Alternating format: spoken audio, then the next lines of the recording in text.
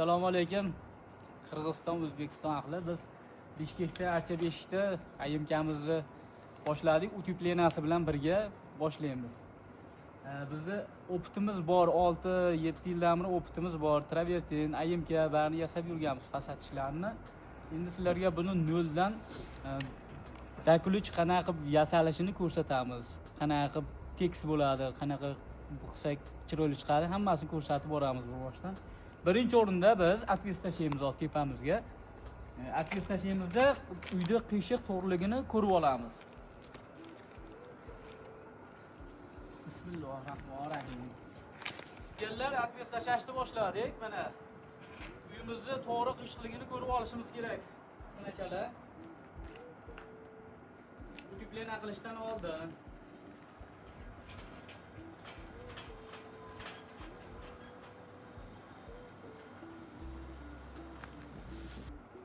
jigarlar atvesga ham tashlab oldik. Stenamiz tuz ekan. Xudo xolasa, bu bazalikni chaptaganimizdan keyin обязательно burchiga terpogul qo'yamiz. O'sha jarayonni ham ko'rsatib o'tamiz sizlarga. Bir boshdan urug'inga, lazerga qo'yib hammasini qanday yasalishini, qanday qilinishini tushuntirib beramiz hammalaringga. Jigarlar, assalomu alaykum. Utepleniyali uyimizni biz tashqi qilishda davom etyapmiz.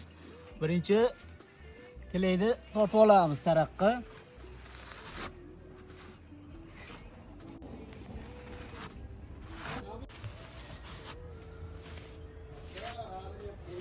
Keyingi jarayon buni utepleniyani yopishtirishni boshlaymiz. Bo'ldi. Stenamiz tuz bo'lgani uchun taraqqa tortib qo'yib ketyapmiz. Stenamiz krivoy bo'lsa, tagiga kafelni kilaydi, shpatel bilan katta-katta qo'yib turib, o'ringa qo'yib chiqib ketiladi stenani tuzlashda. Keyingi jarayonimiz hozir sizlarga setka qilishni ko'rsatamiz hozir u tomonga o'tib. Keyingi jarayonimiz utepleniyani kilayga yopishtirgandan keyin обязательно bunga qo'ziqorin qoqiladi. Bazalikka, чтобы yaxshi qarmab turish uchun. Keyin setga tashlashni ham ko'rsatamiz mana jarayonni.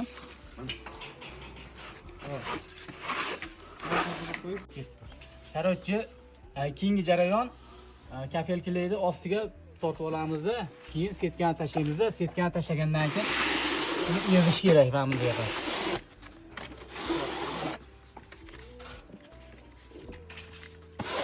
O'shanda setkalarni ham yaxshi ushlaydi.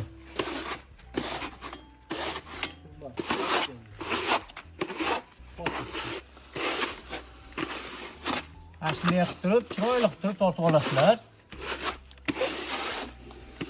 Keyingi jarayonimiz burchaklarga atvesga tashlaysizlar yoki bo'lmasam lazerga tashlaysizlar. Kechroq bo'lganda sizlar yaxshi bo'ladi lazer ko'rinish uchun. Arshinoviy ugolikdan tashlaysizlarda bu burchakka qo'yasizlar. Обязательно mana shunday qo'yib, kafel kilay bilan tortib, tuzlab olasizlar. Потом setkani tashlab, kilay tortib ketaverasizlar. Atkoslarga ham обязательно urug'inga qo'yasizlar. Urug'inga qo'ygandan keyin to'rtburchak qilib, arshinoviy ugolikdan qo'yasizlar bunga ham. Kafel kilayga обязательно qo'yib, birinchi qarmatib olasizlar. Потом setkani tashlab, kilay tortaverasizlar.